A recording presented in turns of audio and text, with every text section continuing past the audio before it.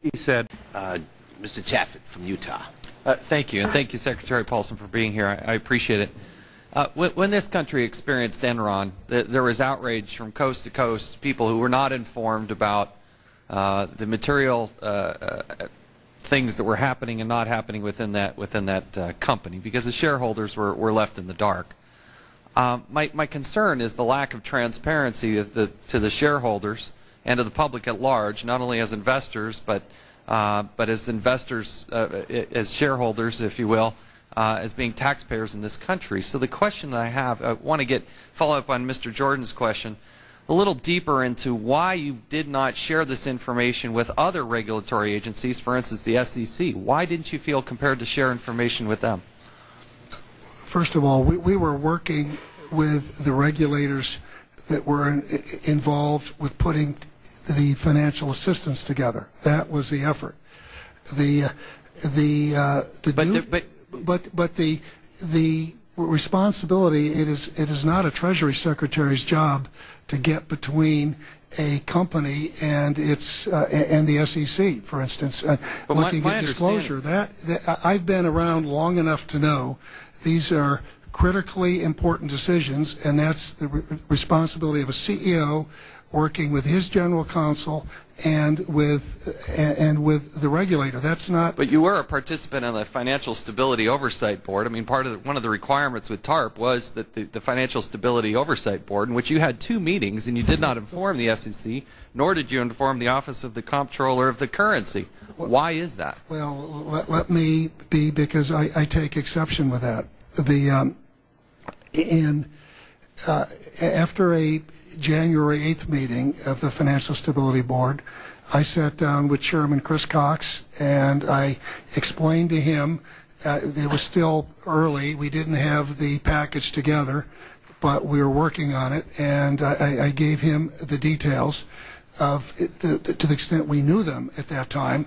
So on January, I mean, this thing was fully baked at that point. That was pretty late in the game. Let me go back to what. No, this was not. Pardon me. Let me go back to what Attorney General Andrew Cuomo said. Quote, that he told Congress in his April 23rd letter that Hank Paulson, quote, informed this office that he did not keep the SEC chairman in the loop during the discussions and negotiations with the Bank of America in December 2008. Is that true or not true? Well, what Attorney General Cuomo's office was talking about was said, the question was in December.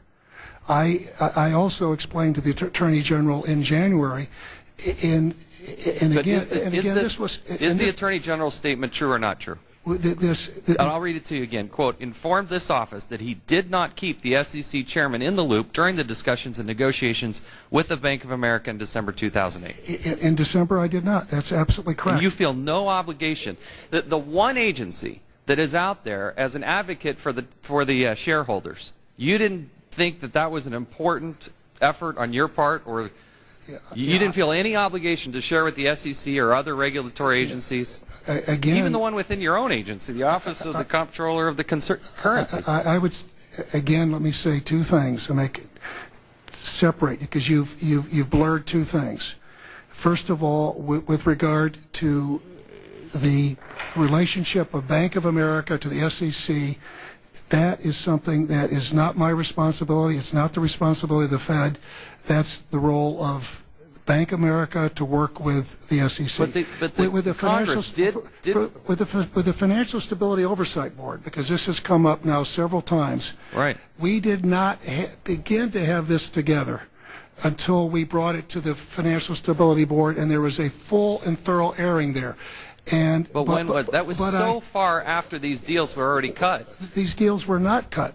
These deals were not cut. That's where there's a misunderstanding. There was an understanding that we were going to work to get something done, but we had nothing specific to bring forward. And the other point I made was on January 8th, in his role as a member of the Financial Stability Oversight Board, I gave Chris Cox a briefing. I think, Mr. Chairman, what needs to be explored further is that I wasn't here. I'm a freshman. You wouldn't have wanted me here because I would have voted against this TARP. I think it's an absolute disaster.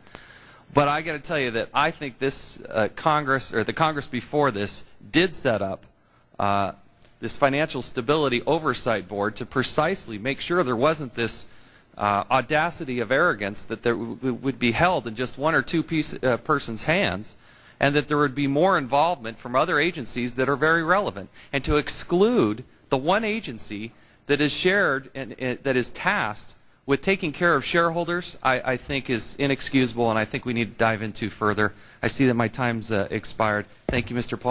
Paulson, and thank you, Mr. Chairman. Thank you very much.